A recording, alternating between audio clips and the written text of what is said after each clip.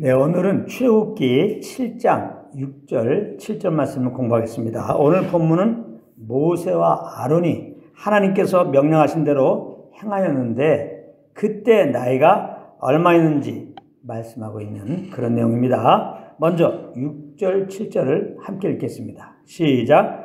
모세와 아론이 여호와께서 자기들에게 명령하신 대로 행하였더라. 그들이 바로에게 말할 때에 모세는 80세였고 아론은 83세였더라. 아멘.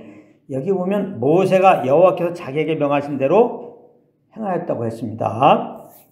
우리가 이 문장만 보면 모세는 하나님께서 말씀하시면 그 명령 따라 자동으로 순종하는 아주 충성스러운 자로 보이는데요. 근데 과연 그렇습니까? 그렇지 않죠. 모세는 하나님의 명령을 받고도 자신의 처지를 생각하면서 자기는 입이 둔한 자이기 때문에 바로가 듣지 않을 것이라고 하면서 그 명령에 순종하기를 꺼려했었습니다.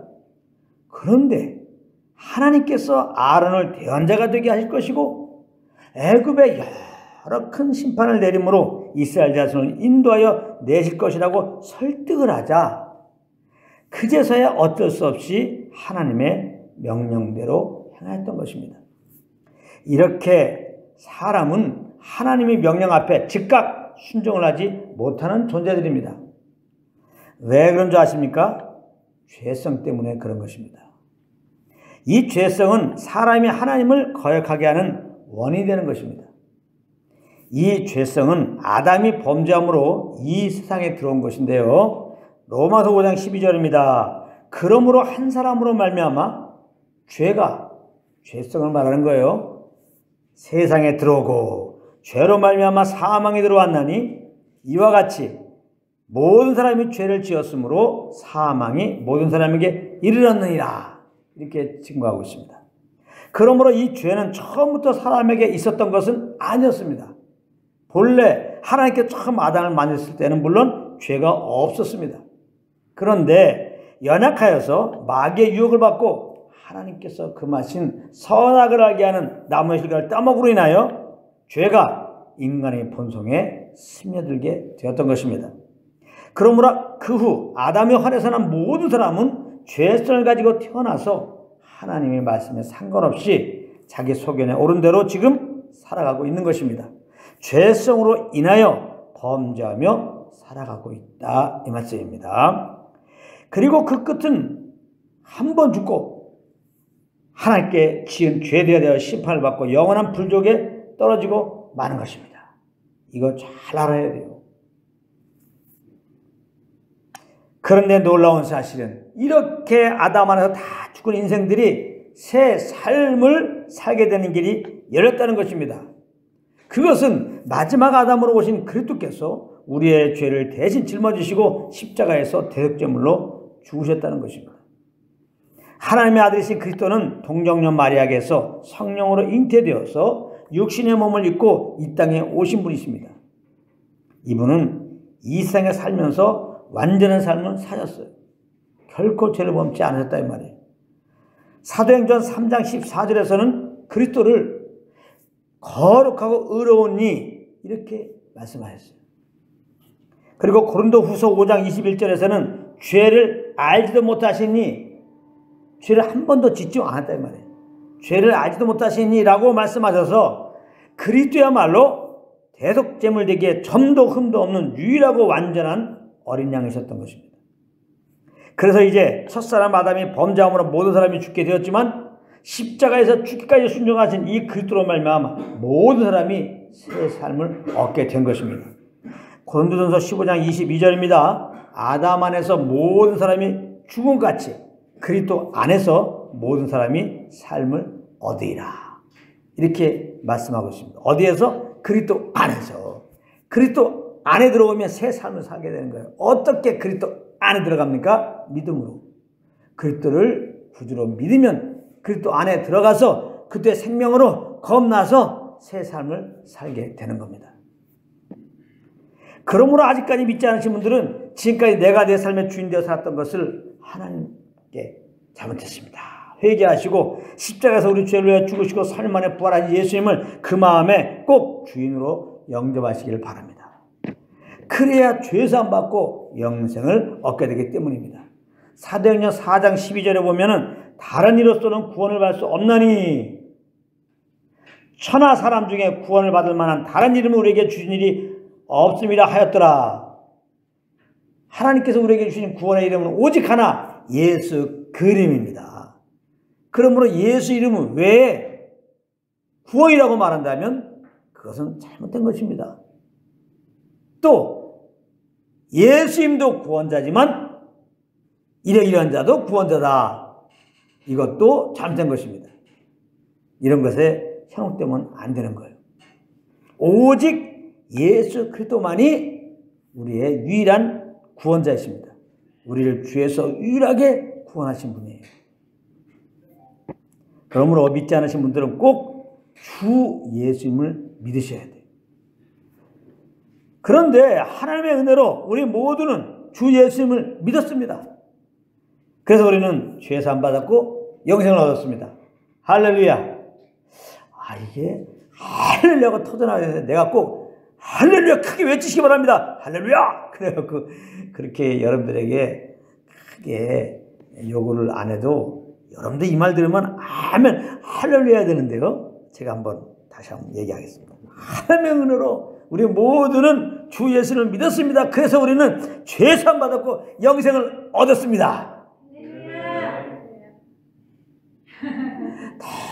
너무나 감격스러워서 할렐루야 이렇게 한 거죠. 할렐루야.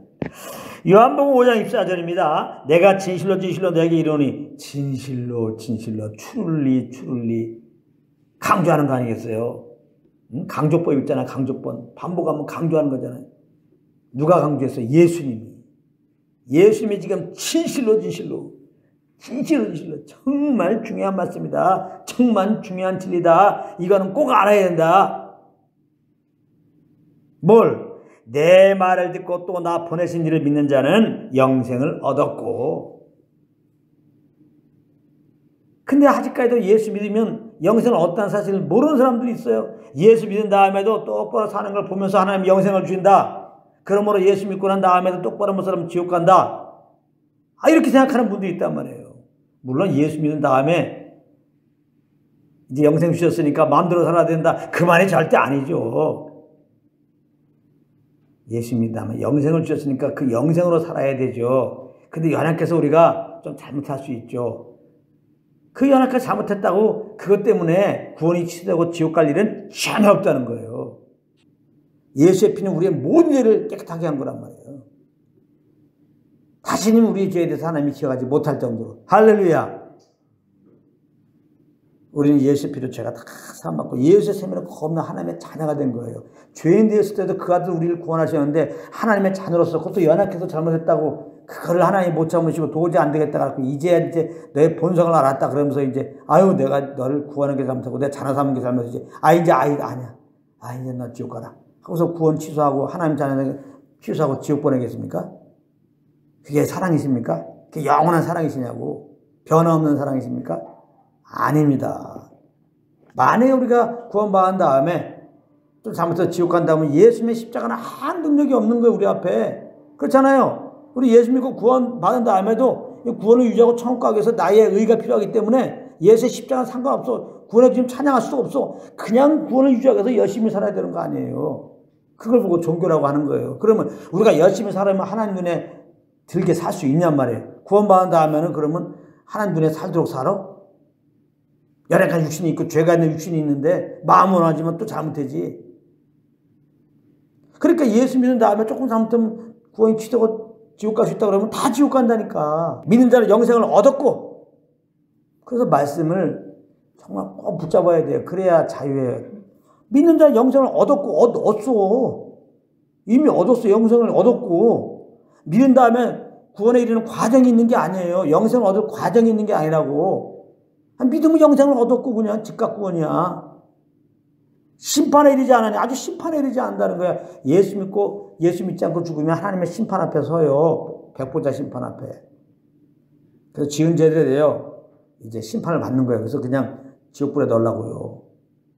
이 세상에도 다 이 재판하고 감옥에 넣지 아무 근거 없이 감옥에 넣었습니까? 하나님은 공의로우신데 하나님은 딱 하나님 앞에서 다 쓰게 한 다음에 다 이실직고 한 다음에 하나님 앞에 쓰면 그대로 이실직고 해야 돼요. 그래? 그러니까 너는 지옥불이다. 이 긍휼하는 심판대 앞에 예수 믿고 구원받은 자는 이제 안 쓴다는 거예요. 아시겠어요? 지옥 보내기 위하여 하는 심판을 안 서요, 우리는요. 그럼 우리는 어떤 심판을 받느냐? 예수님이 이제 공중에 재림하잖아요. 그 다음에 이제 이 땅에 오시는데, 공중 재림할 때 우리 민자들 하늘에 올라간다 그랬죠. 그 공중에 올라간다 그랬죠. 예수 믿기 전에, 예수님 오시기 전에 예수 믿고 죽은 사람들이 먼저 부활하고, 예수님 오실 때, 이제 예수 믿고 있는 사람들이 그 다음에 이제 신령한 몸으로 딱 부활해가지고, 신령한 몸이 돼가지고, 공중에 끌어올려주는 거예요. 휴거가 되는 거예요. 그때 이제 예수님 만나야 돼. 그때 이제 심판을 받는 거예요. 그거는 상급 심판이에요. 믿는 자들에게는 지옥불에 가는 심판을 받지 않고 심판에 이르지 아니하고, 우리 믿는 자들에게는 상급 심판이 있는 거예요. 상급 심판. 그 심판은 기준이 뭐냐? 이 땅에서 정말 예수 믿는 다음에 그 믿음으로 살았느냐, 성령을 쫓아 살았느냐에 대한 상급을 주는 거지. 또 믿는 자들에게는 상급이 기다리고 있으니까 상급 받고서 열심히 살읍시다 해가지고, 내가 성령의 인도함보다 앞서가지고 성령님의 인도하면 1시간인데 2시간 기도한 거나, 성령님은 3사람 전도하는데 4사람을 전도하거나, 쓸데없이 우리의 일을 막 발휘돼가지고 그렇게 충성봉사 해봤자 그건 다 불태워져 버려요. 하나님 안 받으신다 이 말이에요. 그거는. 그러니까 주님 섬길 때 우리의 두 손을 불구치고 내일은 뭘 하려고 하지 말라 이 말이에요. 그건 세상 사는 방식이라니까. 예수 믿고 구원받은 우리들의 삶의 방식은 그게 아니에요. 오히려 주먹을 다 풀고 어깨 힘 빼고 그저 내 안에 성령님께 귀를 기울이고 이분께서 인도한 대로 그냥 그렇게 사는 거야. 할렐루야. 이분께서 계획하라는 그만큼 계획하고, 이분께서 그냥 가란 대로 그만큼 가고, 이분께서 그냥 그렇게 생각하는 대로 생각하고 살면 되는 거예요. 우리의 기준은 오직 성령의 음성이고 그리스도시지 다른 거 없어요. 그냥 하와도 그냥 하나님 말씀 받고 그냥 살았으면 되는데, 괜히 끼우다가 뱀 얘기 듣고 말이지. 응? 모세도 그저 베드로도 그냥 예수 바라보고 가면 그냥 물 위로 걸어가잖아요. 그 주변 보다가 이렇게 빠지는 거예요. 로세 안에도 그냥 앞으로 가면 되는데 괜히 길을 보다가 소금 기둥 되잖아요. 응? 그러니까 우리는 우리 앞에는 오직 그리스도만 있으면 돼요. 그래서 내 안에 성령으로 오셔서 지금 말씀하잖아요. 이 주님과 교통 써서 이 주님께서 주신 대로 가면 돼요. 근데 이제 이게 또 주님의 음성인지 확증이 필요하니까 교회로 허락하신 거야.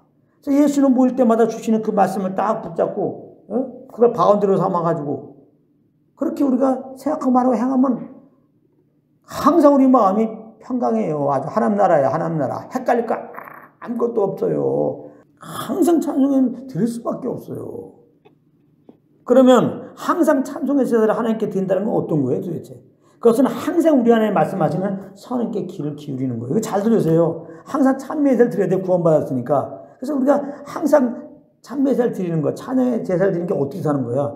우리에게 선님께 귀를 기울이는 거라고. 그래서 그 성령의 인도함 따라 사는 거예요. 물론 이제 우리가 찬양하는 것도 찬양이지만, 이런 연장선상에서 성령의 그 인도함 안에서 찬양은 또 물론 찬양입니다. 더 본질적인 것은 선언과 교통서 그 인도함 따르는 거예요. 로마서 8장 12절부터 14절입니다. 그러므로 형제들, 우리가 빛인 자라도 육신에 져서 육신대로 살 것이 아니라 이제 육신대로 사는 자가 아니에요. 그러면 내가 육신대로 살면 반드시 죽을 것이다. 영으로서 몸의 행실을 죽이면 살리니 영으로 살려면 어떻게 사는 거예요? 물은 하나님의 영으로 인도함 받는 사람과 하나님의 아들이다. 우리 예수님이 하나님의 아들 됐잖아요. 어떻게 살아야 돼요? 하나님의 영으로 인도함 받아야 돼요. 하나님의 영으로. 하나님의 영으로 인도함 받아야 된다. 근데 하나님의 영이 누구야? 하나님이시지. 성령님. 그러니까 인격을 가지셨어요. 그러니까 내가 인격적으로 이분이 인정해드려야 돼. 일단 이분이 내 안에 계신 걸 믿어야 되고, 항상 이분이 내 안에 계신 걸 의식해야 되고, 이분이 나의 인도자라는 걸 인정해야 돼요. 이걸 뭘로 나타나요? 이 인정만 하면 벌써 주님께서 기뻐하시고, 여러분들 인정하면 좋아하잖아요. 성님이 그냥 너무 좋아하셔서 좋아하세요. 응? 그 좋아하심이 우리에게 뭘로 나타나요? 평안으로 나타난다고, 평안. 여러분들 정말 성령님이 내 안에 계시구나, 성령님이 나 인도자로 계시구나, 여러분들 인정하는 그 순간에 갑자기 평안이 와요. 진짜요. 저는 그렇게 평안이 와요. 두려워 떨어서 뭉그러져 앉고 있었던 제 아들 앞에 예수님이 문을 뚫고 신령한 몸으로 부활했기 때문에 나타나셨어요. 뭐라고 그랬어요? 평안을 주느라. 평안은 우리가 무엇을 해서 기도를 해서 얻는 게 아니라니까요. 전도해서 얻는 게 아니라니까요. 평안은, 구원은 하나님의 은혜로 받는 거예요. 주님의 평안이고 주님의 구원이에요. 우리 안에 지금 평강의 영으로 성령이 와 계시다 이 말이에요. 우리가 이분만 인정하면 그냥 이분이 좋아서 막 어쩔 줄 몰라. 그것이 우리에게 평강이에요. 다 평안해요. 다 평안하다. 그러니까 우리가 얼마나 이분을 인정하고 삶 속에서 내 삶의 인도를 인정하지 않았다는 증거예요. 내가 계속 내 삶을 주인으로 살아가고 있으니까 이 주님이 주시는 평안을 못 누리는 거예요. 간단하게 평안한 거. 아, 나는 저것 때문에 마음이 평안하지 않아. 돈 때문에 평안해. 저 사람 때문에 평안하지 않아. 돈 때문에 평안하지 않아. 이렇게 얘기할 때 모르지만 그건 잘못된 거예요. 그거는 세상 사람들이 말하는 수준이죠. 아, 평강형이 와 있는데 왜 다른 걸 자꾸 따지냐고. 이분과 코드가 맞은 평안이 오는데 믿는 우리들은 그렇게 이제 말하면 안 돼요. 아, 저거 해결되면 평안하지. 안 평안해요. 잠깐은 평안하지만 또 다른 문제가 온다고. 그렇게 진리 아닌 거에 거하니까 맨날 그냥 언제는 신앙이 할렐루야, 언제는 놀렐루야, 할렐루야, 놀렐루야, 할렐루야. 이거 탈피해요. 이제는 좀 성숙됐다는 게 뭐 이거 탈피하는 거예요. 탈피해야 돼요. 다 잘못하고 있는 거예요. 우리 안에 이미 평강이 와 있어요. 그러니까 이분을 인정하고 이분을 의식하고 그러면 돼요. 그러면 그냥 너무 기뻐하고 평안이 와 그냥. 그러면 그 평안 가운데 이제 주님의 그 소원함이 올라와요. 우리는 뭘 했으면 좋겠다가 그 주님의 같이 소원함이 올라와 우리 가운데. 그래서 평안 가운데 소원함 따라 행하는 거예요. 그게 성령을 또 행하는 거예요. 그렇게 살라는 거예요 그냥. 그게 믿는 자들의 삶이고 그걸 보고 예배의 삶이라고 하는 거예요. 그래서 우리가 이제 이 구원의 주님을 찬양해야 되는데 우리의 삶을 보면 모세와 같이 성령 인도하심 앞에 마음은 원하지만 선뜻 순종하지 못할 때가 많이 있음을 보게 돼요. 그런데 여러분 모세를 대하는 하나님 보십시오. 연약하여 선뜻 하나님의 명령에 순종하지 못하는 모세를 하나님은 나무라지 않았어요. 아이 또 그러네. 대신 그 연약함을 충분히 이해하시고 이미 준비해 놓으신 아론을 그의 대언자로 세우셨다고 하셨습니다. 그리고 완악한 바로의 마음을 꺾을 비책으로 애굽에 큰 심판 내릴 것이라고 하시면서 모세의 마음을 설득하였어요. 이분이 바로 우리 좋으신 우리 하나님 아버지세요. 할렐루야. 이사야 42장 3절 4절입니다. 상한 갈대를 꺾지 아니하며 꺼져가는 등불을 끄지 아니하고 진실로 정의를 시행할 것이며 그는 쇠하지 아니하며 낙담하지 아니하고 세상에 정의를 세우기에 이르리니 섬들이 그 교훈을 앙망하리라. 여기 보세요. 상한 갈대를 꺾지 아니하시고 꺼져가는 등불을 끄지 않고 우리의 연약함을 치열하시고 우리로 성령님께 주시는 소원함을 따라 행할 수 있도록 끊임없이 기다리며 설득하며 그렇게 우리를 돕고 인도하고 계신다. 지금도 하나님께서 성령으로 우리의 마음을 설득하시고 그렇게 지금 돕고 있다는 사실 꼭 기억하시기 바랍니다. 7절에 보면 모세 아론이 바로에게 말할 나이를 기록하고 있습니다. 모세는 80세, 아론은 84세였어요. 이것은 무엇을 의미합니까? 인간적으로 모세는 바로에게 하나님의 말씀을 알리는 일과 무엇보다 이스라엘 자손을 애굽에서 인도하여 내는 일을 행할 위인이 되지 못할 상태라 이 말이에요. 나이가 80이고 그렇지 않습니까? 지금이나 그때나 높은 사람을 만나는 일이 어디 쉬운 일입니까? 보통 사람은 높은 사람 만나서 말하기는커녕 그 근처도 갈 수 없는 거 아니에요. 모세는 누굽니까? 일개 80 먹은 노인에 불과해요. 바울랑 만나기도 어려운 거예요 사실은요. 그래서 모세는 자신을 보면서 애초부터 애굽에 내려가기를 꺼려했던 것입니다. 더군다나 80 먹은 노인이 120만 정도 되는 이스라엘 자손은 설사 애굽에서 이끌어내었다 할지라도 어떻게 가나안까지 끌고 가요. 두 사람이 어디를 가는 도중에 다툼이 생기고 가던 일을 멈추게 하는 것인데 두 사람 모여도 거기에 분쟁이 생기는 거예요. 그래서 막 이혼도 하는 거 아니에요. 근데 120만. 그 많은 사람들을 하나로 모아서 그 황량한 광야를 지나서 가나안까지 어떻게 인도할 수 있겠어요? 이것은 인간적으로는 절대 불가한 건데 결국은 어떻게 되었습니까? 모세는 바로를 만나 하나님의 말씀을 전달해 주었고 이스라엘 자손을 애굽에서 이끌어내어 가나안까지 인도하지 않았습니까? 그러므로 이것은 전적인 하나님의 작품이었던 거죠. 하나님은 이렇게 하나님의 약속, 하나님의 계획을 이루시기 위해 정말 자격 없고 연약한 자들을 들어서 그를 설득하시고 그에게 능력과 지혜로 함께 하시면서 그 일을 결국 이루어내시는 분이신 것입니다. 그래서 오직 주님만 홀로 영광받기 위해서 말입니다. 그러므로 우리는 비록 아무것도 할 수 없고 지금 연약함 투성인 존재지만 나이지만 그럼에도 말씀하시고 그 말씀을 친히 이렇게 이뤄내시는 주님을 항상 기억하면서 그저 감사함으로 그 인도를 따라 가시는 한 분 한 분 되시길 우리 주 예수 그리스도의 이름으로 축원합니다. 변치 않는 주님의 사랑과 거룩한 보혈의 공로를 우리 다 찬양을 합시다. 아멘. 주님을 만나볼 때까지 누구는 예수는 누구를 우리를 어떻게 깨끗게 하시는 주시니 그의 피 누구를 우리를 어떻게 눈보다 더 이게 하셨네. 우리를 깨끗게 한 피는 무궁한 생명의 물으세 생명의 구원을 받은 자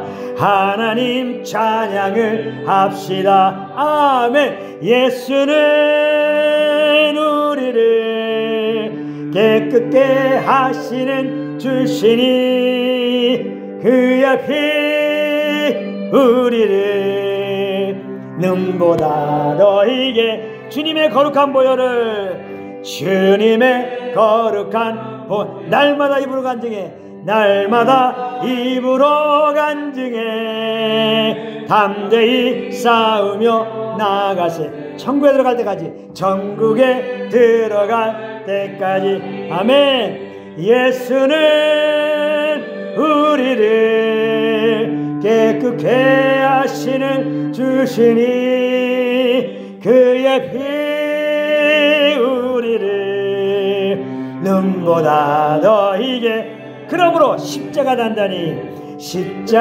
단단히 붙잡고 날마다 이기며 나가세. 머리에 면류관 쓰고서 주 앞에 찬양할 때까지 아멘. 예수는 우리를 깨끗게 하시는 주시니 그의 피 우리를 눈보다 더 이게 하셨네.